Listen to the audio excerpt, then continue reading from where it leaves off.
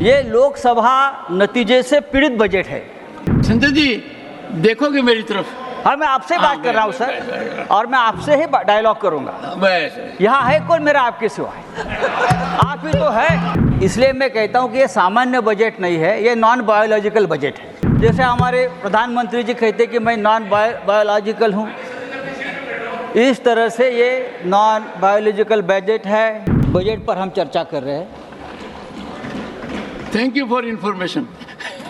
लेकिन ये केंद्रीय बजट नहीं है, ये कुछ राज्यों का बजट है, क्योंकि इस बजट से महाराष्ट्र गायब है, इस बजट से तेलंगाना गायब है, हरियाणा गायब है, केरल गायब है, तमिलनाडु गायब है, पंजाब गायब है, उड़ीसा गायब है, दिल्ली गायब है। तो लगभग इस देश पश्चिम बंगाल गायब है, झारखंड गायब है। तो ऐसे बजट को हम केंद्रीय बजट, यूनियन बजट कैसे कह सकते हैं सर?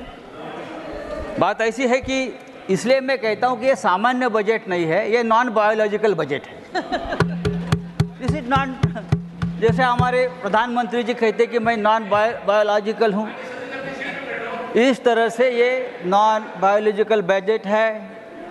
कैसे बनाया, कहाँ से बनाया, किसके लिए बनाया, उसके लाभार्थी कौन है, क्या है। लेकिन एक बात तो सही है, ये बजट जो बना है उस बजट के ऊपर लोकसभा का जो नतीजे है उसका बहुत बड़ा प्रभाव है। संजय जी ये लोकसभा नतीजे से पीड़ित बजट है, ये पीड़ित बजट है। संजय जी देखोगे मेरी तरफ?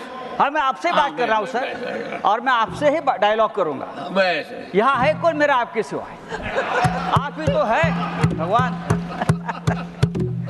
सर, प्रधानमंत्री जी ने कहा था कि मैं भ्रष्टाचार का पैसा जनता में बांटूंगा। हमें लगा कि इस बजट में ऐसी कुछ योजना आ जाएंगी कि जो भ्रष्टाचार का पैसा 10 साल में जमा किया है ईडी के माध्यम से, वो आप सबको बांट देंगे, ऐसी कोई घोषणा आप करेंगे। लेकिन हुआ है उल्टा।